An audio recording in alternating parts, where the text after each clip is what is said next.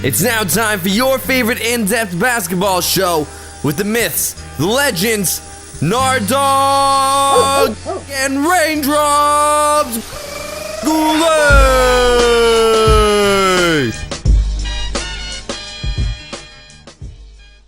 DeMar DeRozan is no longer a Toronto Raptor. Never, ever thought that we'd uttered that phrase. Welcome to another episode of Full Court Press. I'm Justin Raindrops Goulet, joined by the Nard Dogg, David Bernardi. Nard Dogg, how's it going? It's very emotional, this trade. It is an emotional time as a Raptors fan, as a basketball fan, and it's interesting seeing this one trade at the end of the day, a business acquisition, because as we know, the world of sports, it's a business. It's just a couple of players swapping teams, but it's kind of rocked an entire country. The impact of this trade, you could just see the reaction on social media. It's all over the place. People are excited about Kawhi Leonard and Danny Green coming to Toronto, but that excitement's almost overshadowed by seeing DeMar DeRozan shipped off to San Antonio along with Jakob Poeltl. Crazy.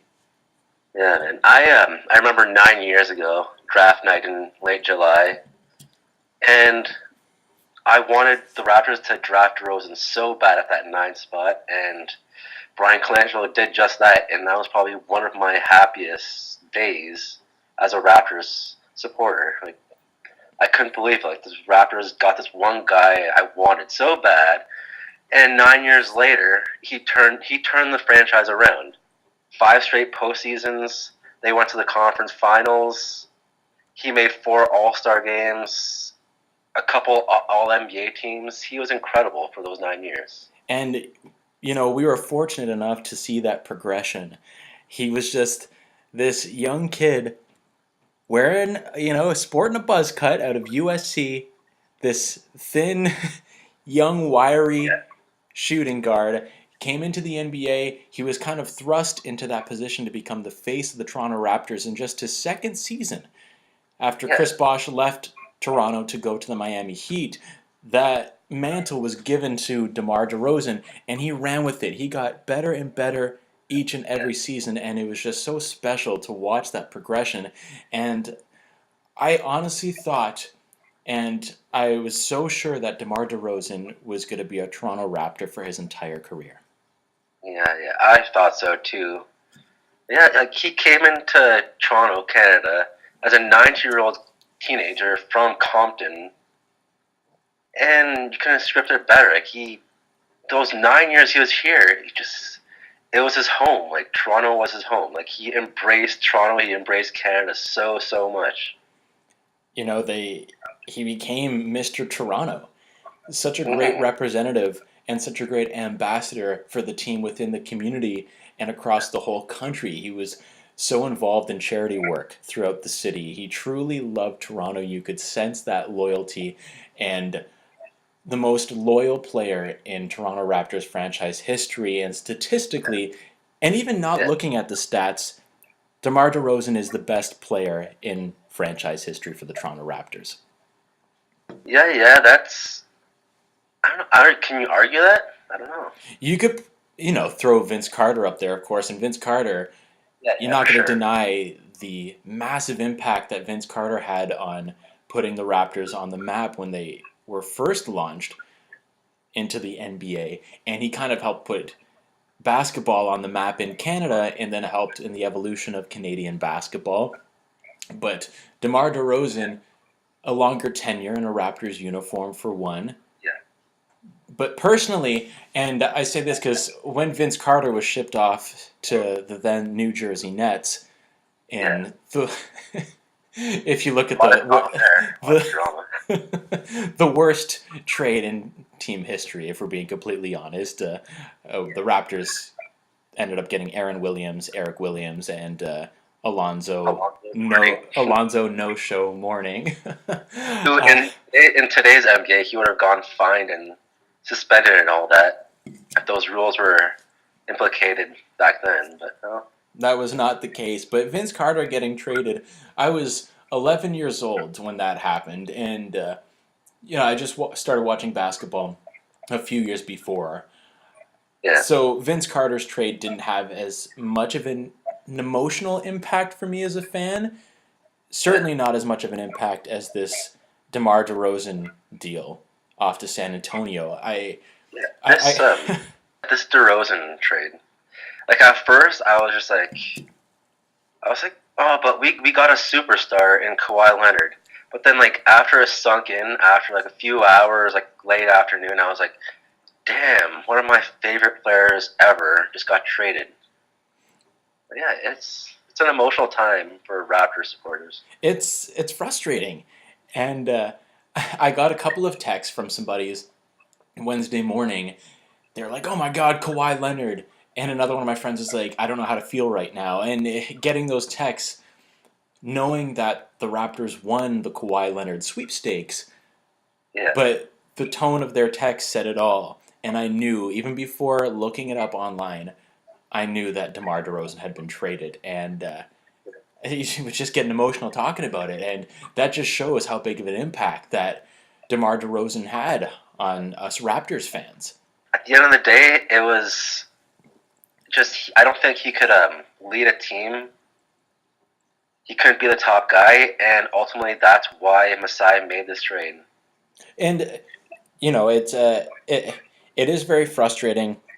I understand why the trade was made, and like I said, the world of sports is a business. So this is just another business transaction, as callous as that sounds.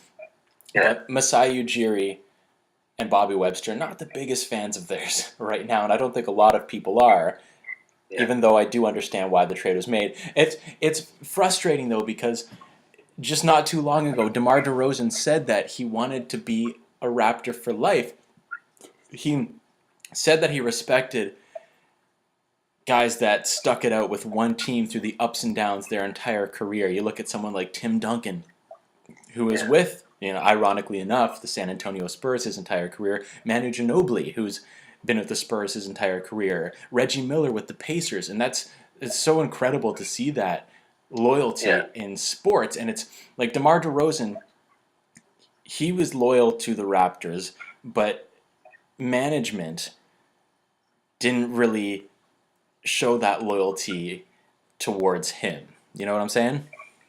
Yeah, that whole thing with Masai telling him a few days later or before that he wouldn't be traded, and then Masai said in press conference after that it was a complete miscommunication between him and DeRozan. Yeah, a gap in communication. He apologized to DeMar, and I didn't really buy the apology. I know Masai Ujiri is the businessman, and he wants what's best for the team.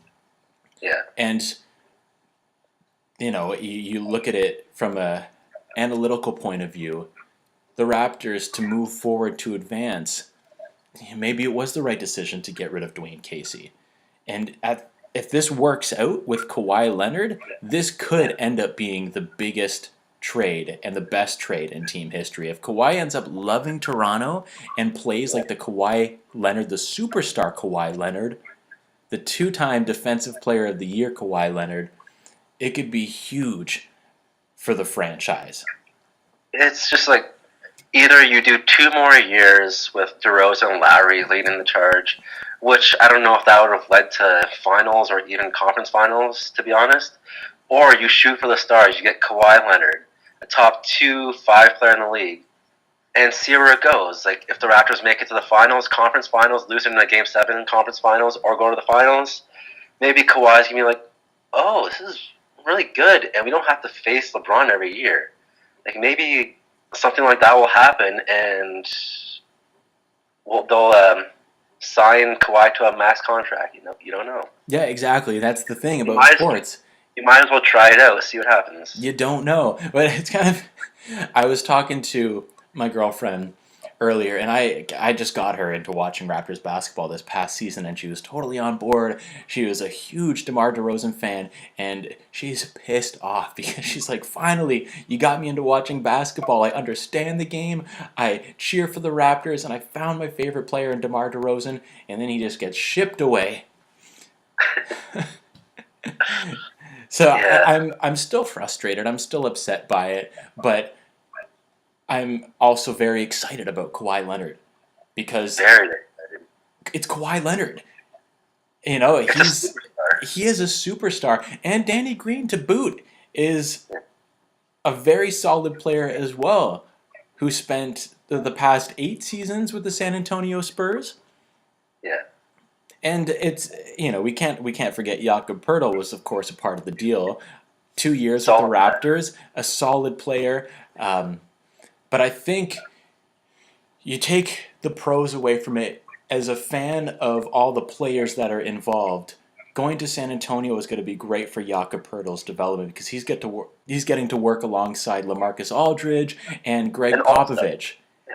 And Greg Popovich, the guy who is, quite possibly the best coach in NBA history. This is the guy that helped turn Tim Duncan into a legend, a living legend. Yeah, if I'm DeRozan, I'm happy it was San Antonio instead of like some non-playoff team. Like he's playing for possibly the greatest coach in NBA history. And he's playing alongside some of his former teammates, Marco Bellinelli, Rudy Gay. And LaMarcus Aldridge had one of his best seasons of his career last year. He was an All-NBA player last year. So they have 2 All-Stars going into next season. They finished with 47 wins, and they only had Kawhi Leonard for 9 games last year. Yeah. So they're most likely a top 5 team in the West next year. That's not bad. No, not bad at all. And as a fan of DeMar DeRozan, you look at what he's going to learn. You look at how his game is going to develop and get even that much better. He's also going to get to learn from Manu Ginobili. Yeah. As a fan of the guy, I wish him nothing but the best, and I think his career is just going to grow. His skills are just going to grow that much more playing under Greg Popovich in San Antonio. And same with Jakob Poeltl. And the thing about Kawhi Leonard is, to be honest, the Raptors are never going to get a superstar unless they trade for him. They can't sign a guy. So you might as well trade for one, and they got Kawhi Leonard, which is amazing. Not bad at all. And if Kawhi Leonard is healthy, he's in it 100%. And the thing is, there's a lot on the line for Kawhi Leonard. Hypothetically, if his mindset is still, I want to play for the Lakers next year, I want to play for this team next year, for that team next year, he's going to have to go all out and play like the superstar Kawhi Leonard to impress these other teams. But then that gives Raptors management and his teammates a full season of selling Toronto culture to Kawhi Leonard. And you look at someone like Paul George, who was so intent on going to the Los Angeles Lakers before being traded to the Thunder. And just a few weeks ago, he re-signed with the Thunder instead of going to LA because he ended up loving it in OKC. So that could happen with Kawhi Leonard. If George is willing to play with Westbrook instead of joining up with LeBron James, then yeah. And there's talk about Kawhi Leonard not wanting to play alongside LeBron James. There's where the Clippers thing has been rumored, so we'll see. Yeah. It's a full season of selling the great city of Toronto to Kawhi Leonard. There's Drake. Yeah, exactly. The Drake effect. He's a great pitchman, so. In that article I read today, San Diego article, they're saying that how he's a Drake fan. Perfect. A Drake fan, and then Kawhi Leonard's mom is friends with Norman Powell's mom, so there's a connection right off the bat. And there's an unnamed source, but a credible source. They didn't say who it was. But someone who's close to Kawhi saying that he's gonna learn about Toronto. He's gonna love it, and I wouldn't be surprised if he resigns. Yeah, exactly. And if you look closely at the photo of Kawhi, Masai Ujiri, and Bobby Webster, you could just Kawhi doesn't show a lot of emotion. But you could just see the hint of a smile in that photo. You can see his teeth. Yeah. we could be upset, and I am upset. I'm angry about DeMar DeRozan being traded. I'm upset by it because it does seem like a sense of betrayal by Raptors management for someone who's been so loyal to that franchise for 9 seasons. But as a fan of the team, I'm excited to see what Kawhi Leonard can do, what Danny Green can do as well. You wish nothing but the best for all the players involved. Really, because at the end of the day, as fans and analyzing the game, it's not like we can veto this deal that was made. It's official. So you just got to roll with the cards that have been dealt and see what happens. Yeah. And Danny Green, he has over 100 games of playoff experience, and he's a three-point shooter and a defender. That's something that the Raptors haven't had in, I can't remember how long. Is Anthony Parker the last guy they had like that? Oh, yeah. And Danny Green's got such a great basketball resume. He won an NCAA championship, of course, playing for North Carolina, and then won an NBA championship with the Spurs. So the accolades of both Danny Green and Kawhi Leonard are absolutely astounding. Right now, I'm projecting the starting lineup to be Lowry, Danny Green, OG Anunoby, Kawhi Leonard, and Valanciunas. That's a pretty solid small lineup. That is a very solid starting lineup. You think the top three, as of right now, the top three in the East, I could say, I'm quite certain of this, in no particular order, Raptors, Celtics, and 76ers. Yeah. It's between those three teams for the East. I don't think the Sixers are there yet. Like they'll get there. Trust me, they'll get there. But this season, I don't know if they'll pass Celtics and the Raptors. And the thing about the Celtics is they had a great season, right? But there's also that chemistry thing where Kyrie Irving and Gordon Hayward, they had to get implemented in this great Celtics team too. Like, what if that doesn't mesh well? Like, well, exactly, because all the young players for the Celtics, like Terry Rozier, Marcus Smart, these younger players, and Al Horford, this lineup that got to play in the playoffs, they mesh so well together. So you throw these two, superstars in their own right, Gordon Hayward and Kyrie Irving in there. You're right. What if that doesn't work out? What if they don't mesh? Guys like Jaylen Brown and Tatum, Rozier have to take a step back. Some of the stuff they were doing so well last season. Yeah, and who knows how they're going to react to that, to taking that step back. And for the Raptors, they just improved so well defensively. Like, they were already a great defensive team last season, but this season, I've just been watching a lot of Kawhi Leonard videos, and I cannot wait for that defense. Well, yeah, a two-time Defensive Player of the Year, and then you call him the Claw. Yeah, and two-time Defensive Player of the Year, three-time All-Defensive First Team, All-Defensive Second Team, and then you look at Danny Green, All-Defensive Second Team in 2017. It's some pretty great accolades there. Yeah, Kawhi Leonard, NBA Finals MVP. That's great. And the youngest Finals MVP in history, right? Yeah. And the thing is, he's 27 years old. DeRozan's 28, so he still has a lot. We're getting Kawhi Leonard in his prime. Mm-hmm. When you take the step back and take the emotions out of it, because it is a difficult trade to process as a Raptors fan and as a DeMar DeRozan fan. But when you take that emotion out of it and just look at it statistically from an analytical basketball point of view, this is kind of mind-blowing that Kawhi Leonard is a Toronto Raptor. Yeah, and a couple of weeks ago, Nick Nurse was saying how he wants to get Jonas Valanciunas more involved.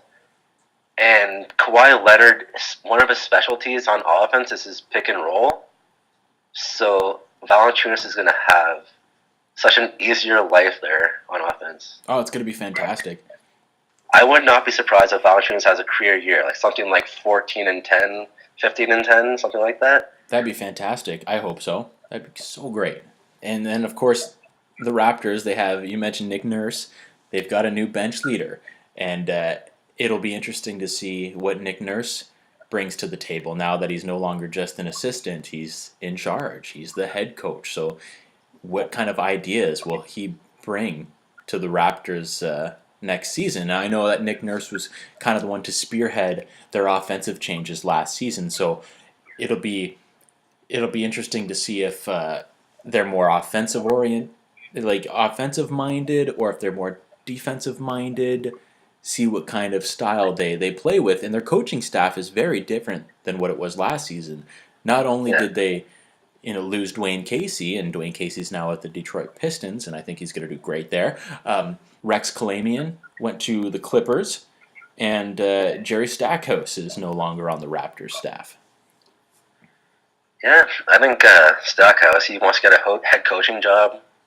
So, yeah, we'll see what happens there. But yeah, and I'm excited that the Raptors didn't trade, because there was these rumors that the Raptors were going to include OG or Siakam in this Kawhi trade, and none of them got traded, which is awesome. As huge Jakob Poeltl fan, but you look at those three, you mentioned Siakam and OG Anunoby. You look at those three. If one of them were to be traded, I prefer it be Poeltl. I think there's a lot more upside to OG Anunoby and Pascal Siakam. Pascal Siakam, the sky's the limit for that kid. Same with OG Anunoby. Pascal Siakam's he's like Draymond Green light right now, and OG Anunoby is, funny enough, like a Kawhi Leonard light. And Kawhi meshes well with this team. He's going to be able to teach a lot to these younger players. Because, and I'm excited for OG to learn from him. Well, and look at all that Kawhi got to learn, although, the relationship was a little frayed with the San Antonio Spurs at the end of Kawhi's run. But just imagine the wealth of knowledge that he has from learning the first part of his career under Greg Popovich, and learning from Tim Duncan, Tony Parker, and Manu Ginobili. That's incredible. That's so much basketball knowledge. That's so much experience right there, because the San Antonio Spurs is such a rich organization. That's why, if, like you said, it's good that DeRozan didn't get traded to a non-playoff team. He got traded to a team that has such a rich history, that has such a fantastic staff and a fantastic roster. He's going to be able to learn so much and just improve his game. Yeah, it's not like DeRozan got traded to the Phoenix Suns or something. or the New York Knicks. Now that would have been. Oh. Yeah, I think it's going to be a great season for the Raptors. It's going to be different, that's for sure. And I am excited to see how it looks. And I'll probably be watching more Spurs games, to be honest. And I'm looking forward to that press conference that Kawhi eventually has. Oh yeah, because he's a man. He's a man with very little words. He does not show a lot of emotion. So that's going to be a great one. I can't wait. Oh, for sure, man, for sure. Now, going back to Canada Day, July 1st, the start of free agency. Bang! Right off the bat, LeBron to Hollywood. LeBron James is a Los Angeles Laker. That's not really the talk of the town right now. But I just want to get some of your thoughts on that. How do you think LeBron's going to mesh with the Lakers? How do you think they're going to do? I don't think the first season you can really tell. I think it's more so next offseason, where there's going to be a lot more free agents around, like Kevin Durant, Kawhi Leonard even. Like, there's a whole... Klay Thompson's a free agent. He'd be a nice sidekick to LeBron. Oh, yeah. So I think this season is just get these young guys into the playoff, Kuzma and Ingram, get them in the playoffs, get some experience, and then the second season is where you go rolling with LeBron. Right from the get-go, the Lakers, as of now, LeBron, Rondo, Stevenson, JaVale McGee, and that young core, they're not beating the Golden State Warriors, especially because the Warriors got Boogie Cousins. Yeah, but any team with LeBron's a playoff team. Even if it's the worst team in the West, he'll bring them to the playoffs. Oh, 100%. There's no doubt that the Lakers will be back in the playoffs, but I don't think they're going to go. I think next season will be the year, finally, that LeBron is not in the NBA Finals. Yeah. But what a cruel twist of fate that Finally, LeBron goes to the Western Conference. DeRozan, yes, I don't have to face LeBron. You know, it's a more of a clear path to the NBA Finals. You get shipped off to the Western Conference. It's like, come on. Yeah, it's like the same with Casey. Yeah. Exactly. Yeah, and DeRozan has to face LeBron now 4 times a year in the season. Yep. And possibly in the playoffs. Yep. Well, so my girlfriend brought up an interesting possibility. Hypothetically, could you imagine the NBA Finals, Raptors versus Spurs? How emotional would that be? That would be the most emotionally packed finals in recent memory. That would be great, but it's just not happening. At least not in the West, because Spurs, they just can't get by the Warriors or even the Rockets or probably even the Lakers. Yeah. But what I tweeted earlier today was I think the NBA should do Christmas Day Raptors versus Spurs. I don't care if it's in Toronto or in San Antonio, but it would just. I think it would be a lot of ratings. It would be the Raptors' first Christmas game. Yeah. Because they've deserved it the past 5 years. Oh, and what agreed, 100%. Fitting way to have it against DeRozan and the Spurs. You know, no matter what, their first meeting, especially it's going to be emotional in San Antonio, but especially in Toronto, DeRozan, I hope he's ready for the loudest ovation in ACC history. It's going to be, well, or should I say Scotiabank Arena history. It's ridiculous. It's always going to be the ACC. It's like the Sky Dome is always going to be the Sky Dome. Every time I see Scotiabank Arena written out, I'm like, no, it's the ACC. But it's going to be an emotional one for Raptors fans, but it's also going to be a very emotional one for DeRozan in his first game back. I wonder if the Raptors are going to play some sort of video tribute to him that first game back. Is that too soon? Or I don't know. They usually do the end of their career, but I don't know. Mm-hmm. Well, that begs the question: end of the career. One day down the line, are we going to see number 15 Vince Carter and number 10 DeMar DeRozan, their jerseys hanging up in the Raptors? I think Vince Carter will be the first one. Yeah. Then about like 15 years from now, probably DeRozan. Yeah, I could see that. He'll probably play like 10 more years, and then like a couple seasons after that or so, he'll get his jersey retired. But yeah, DeRozan deserves to get his jersey retired for everything he's done for the team, brought them places they've, like, a lot of Raptors fans never thought they'd ever see the team go. Mm-hmm. They went to Game 6 in conference finals. They handed Cleveland their first losses of the playoffs that year. Yeah. It was huge. And, I think DeMar DeRozan is probably the first player in Raptors franchise history, the first guy to say that he wanted to be a Raptor his entire career. And who would have thought anyone would ever say that when the team started off in the NBA? That's just this expansion franchise in Canada. People thought it was crazy when it happened, and now look at the Raptors. Yeah, in DeRozan's thank you speech after a couple days ago, or was it yesterday? He thanked the fans, city of Toronto, and Canada, and he said, like, I think near the end of his post, he was like, he wished he could have stayed like 10 times more. Mm-hmm. That was, that was tough to read because you could just feel the emotion. You could just sense how upset he was. The first couple of days, his reactions on his Instagram stories, and there's a lot of anger, and I'm sure there still is, but that post on his Instagram page was really sweet, very well written. It was really, really nice to read that. You can tell it was from the heart. Oh, big time.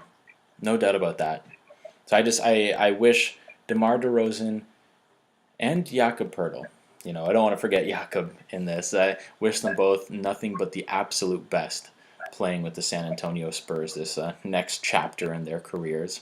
It's going to be exciting to see how Kawhi Leonard and Danny Green fit into the Toronto system.